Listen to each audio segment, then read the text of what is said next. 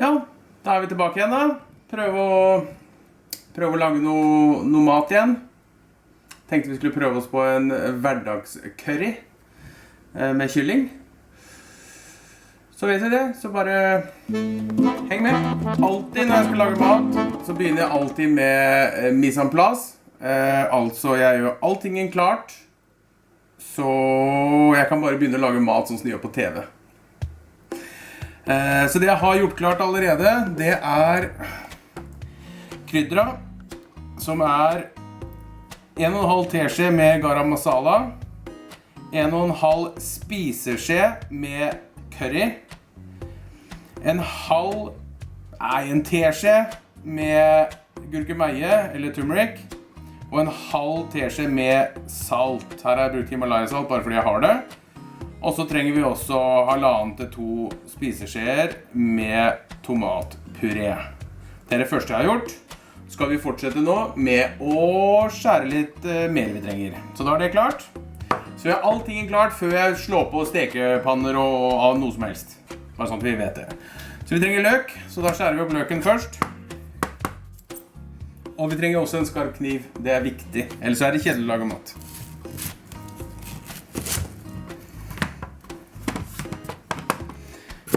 Og halvparten av den skal i sausen, og den andre halvdelen skal i risen. Den satt langt inne. Så den jeg skal ha i sausen, den skjærer jeg veldig fint, fordi jeg vil på en måte ikke ha løkebiter i sausen. Men jeg vil ha løkbiter i risen.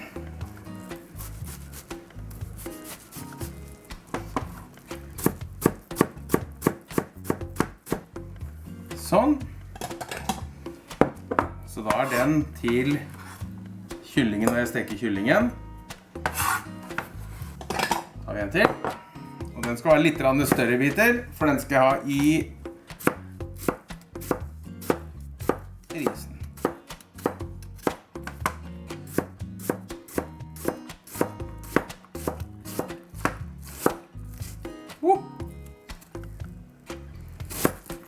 Sånn.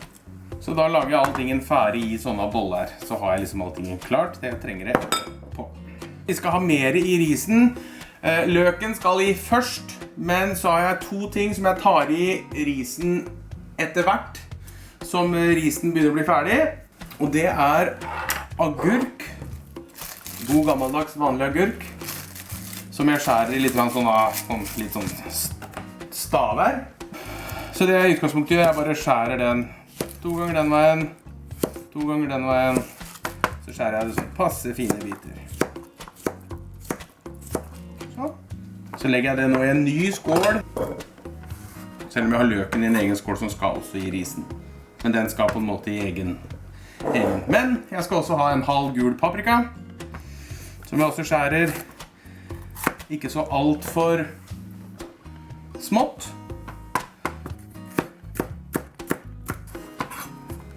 Så ikke så smått, bare sånn. Det blir noe tyggemotstand i risen. Det er deilig. Den legger jeg bare oppi agurken, for det skal inn på likt. Oppi risen på likt. Sånn. Sånn. Da var det klart. Da var vi klare med hele det som skulle i risen. Som var da... Nei, vi har en ting til vi skal ha i risen. Vi skal også ha hele... spisskumminfrø. Sånn da, det skal også oppi. Men det tar jeg bare og dumser oppi til slutt, eller når jeg begynner å steke. Så, da er vi tilbake på sausen igjen. Det var det vi hadde her i stad, ikke sant? Det vi har gjort klart av krydder. Oppi her skal vi også ha chili. Så jeg pleier å ta 1 chili som jeg skjærer så fint jeg holdt på å si gidder. Og her er det selvfølgelig bare å velge selv på en måte hvor sterkt den vil ha det og hvor varmt. Det gjør du også med karrien. Karrien også har en sånn varm, deilig styrke til seg. Den er ikke sterk på samme måte som en chili. Den svir ikke liksom.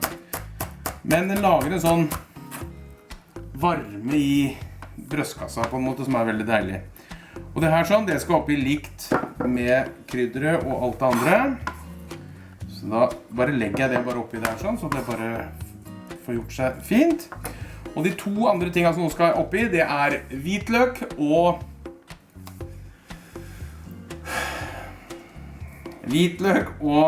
ingefær. Hvitløk og ingefær. Så det er her. Det pleier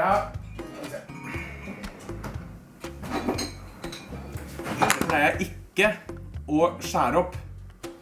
Men det pleier jeg. Denne kjøpte jeg når jeg var i San Diego, i den meksikanske lille byen som lå der. Jeg tror det het Old Town, tror jeg, som er en sånt første sted som ble på en måte bosatt da i San Diego. Og der kjøpte vi den. Det er en sånn...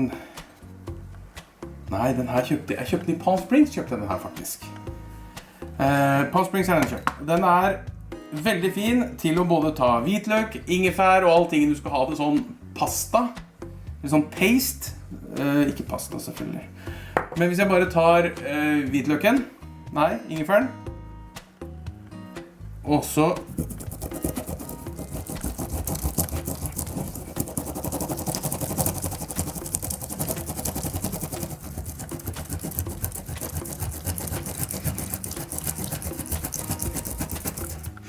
det som utgangspunktet skjer da, det er at alt det trevle, det harde fibrene blir igjen, og så får du bare det gode liggende tilbake. Cirka, hvor mye er det? Ja, så mye cirka. Jeg vet ikke. Det er så mye jeg bruker. 3 hvitløksfedd.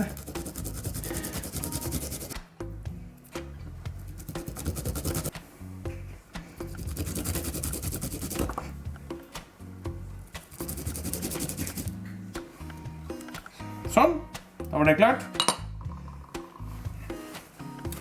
Og da gjenstår det vel egentlig bare å begynne å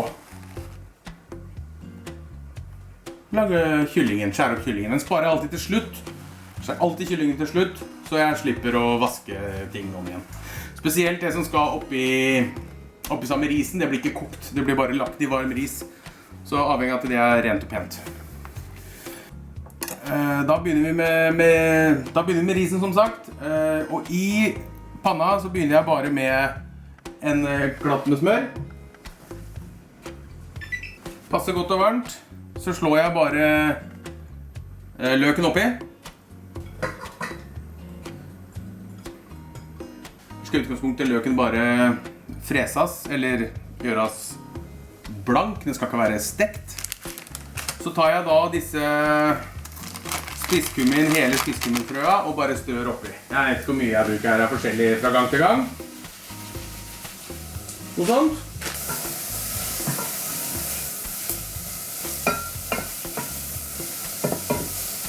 Og det morsomste av alt nå er at nå skal jeg lage mat uten å ha på vifta. Det blir fint, tenker jeg. Ja. Det er ikke lenge det her trenger å steke. Det er bare for å få i gang prosessen, liksom. Og så vasker vi risen. Alltid vasker risen før vi bruker den. Bare så vi vet det. Når spisskumminen begynner å sette seg fast i bånd, så slår jeg risen over. Så slår jeg en teskje med turmeric, norsk, hjelp meg, gurkemeie.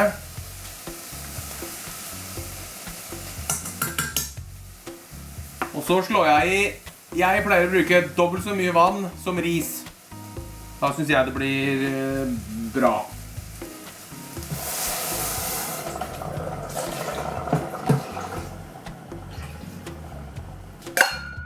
Da skal den bare få et oppkok, og mens jeg venter på at den skal begynne å koke, så skjærer jeg opp kyllingen.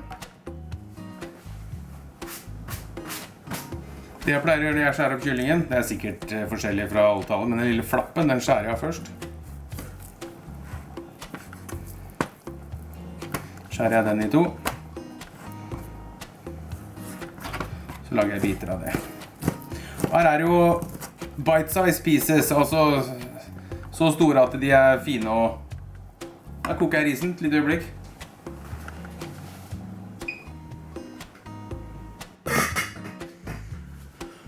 Og Og så jobber jeg meg som regel nedover på temperaturen på kyllingen, nei, på risen, til det bare står og småputter her. Da brenner den seg ikke til bånd.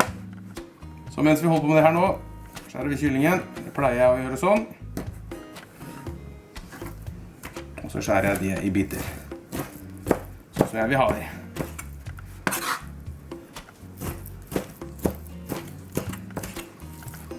Sånn. Så en til. Nå koker det igjen her borte. Skal jeg skru den enda litt mer. Sånn.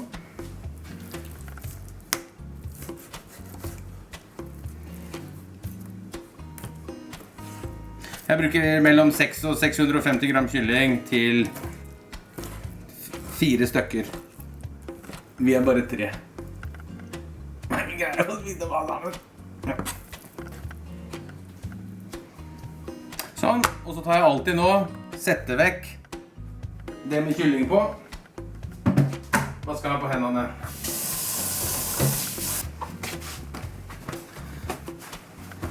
Sånn, og da har vi det som skal bli til saus, kylling, den og løken.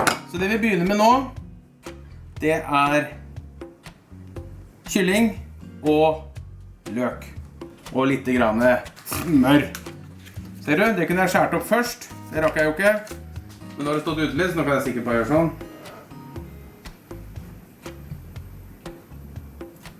Sånn.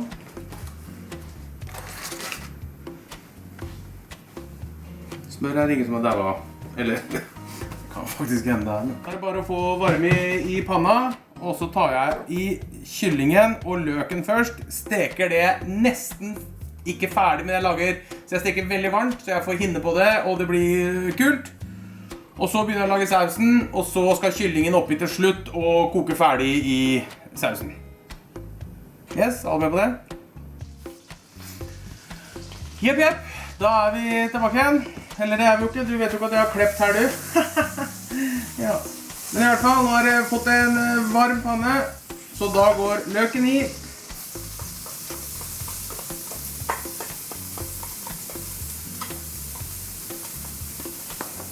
Og kyllingen.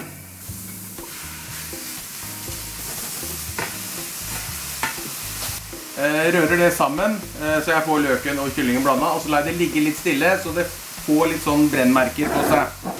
Det vi også skal ha, som ikke jeg har sagt enda, det er crème fraîche. Det trenger vi. Jeg bruker 18%, altså lett crème fraîchen. Her kan du bruke rømme, kokosmelk, fløte sikkert. Du kan bruke hva som helst, sånn tykk der. Jeg liker crème fraîche, og så har jeg litt vann i, skal jeg vise deg etterpå.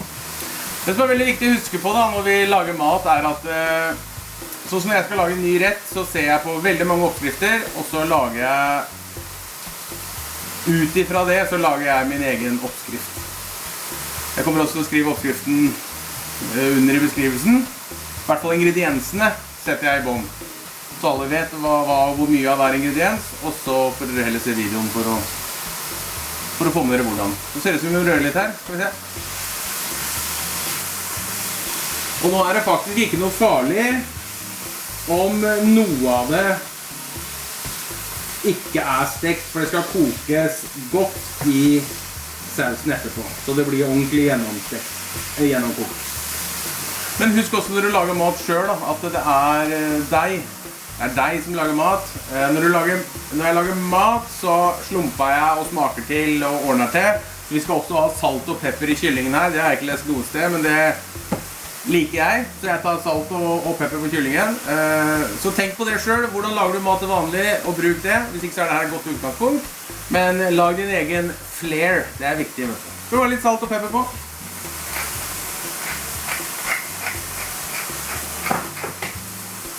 Litt salt. Eller er det litt, eller er det mye? Det er godt i hvert fall. Nå begynner vi å nærme oss, så skal vi bare ha noe å ha kyllingen på mens vi venter.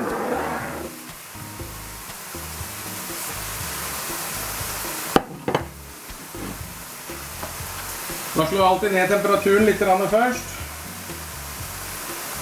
slår ned temperaturen først, for det vi skal gjøre nå krever ikke så høy temperatur i starten. Da har vi dette. Da er vi tilbake her igjen. Ikke så alt for varmt som sagt. Litt varmere kanskje. Noe der. Vi tar all krydderet. Tomatpureen, chilien, hvitløken og ingefæren i stekepanna.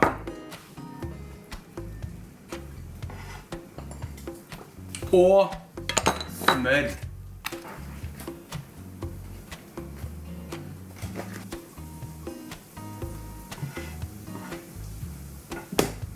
Det er selvfølgelig viktig å ikke brenne den blandingen her, men du kjenner med en gang det begynner å bli klart, for da lukter det veldig godt.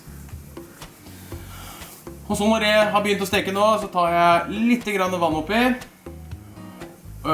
cirka 1 deciliter, og så lar jeg det få lov til å koke krydderet og alt sammen, så du får løst disse kornene i krydderet, så ikke du har krydderkorn når du tygger på det etterpå.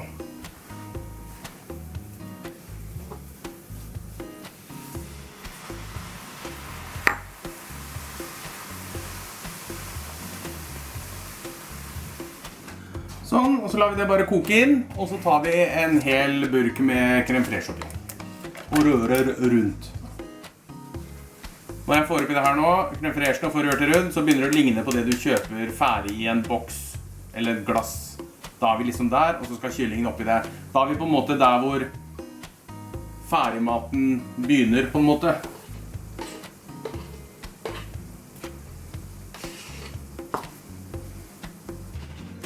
Så lager vi det få et oppkok, så det får kokt litt. Og gjerne la det stå og koke litt. Ingentingen. Hvis du kjenner at den blir for tjukk, så tar du bare i litt mer vann. Jeg liker når den er ordentlig kremete, så den på en måte bare legger seg rundt kyllingen. Det liker jeg best. Sånn, og da tar vi kyllingen oppi.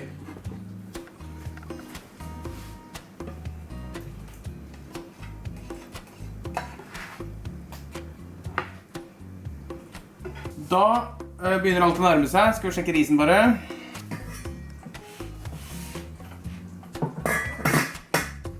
Risen ser veldig bra ut, så da legger vi i... Nå er den ferdig, så jeg legger i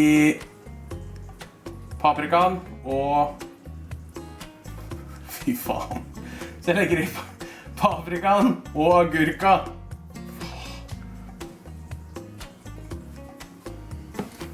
Og så rister jeg den så godt jeg kan. Risen altså.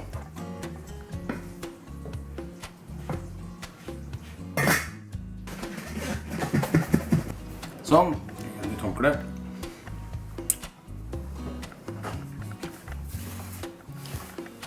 Og så legger vi opp. Da er alle klare til å legge opp.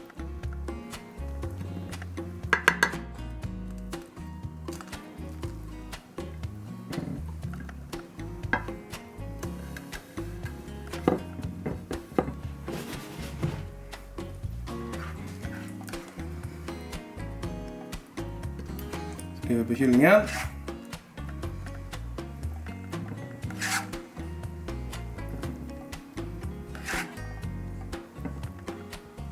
Sånn. Så avslutter vi med litt koriander bare for å...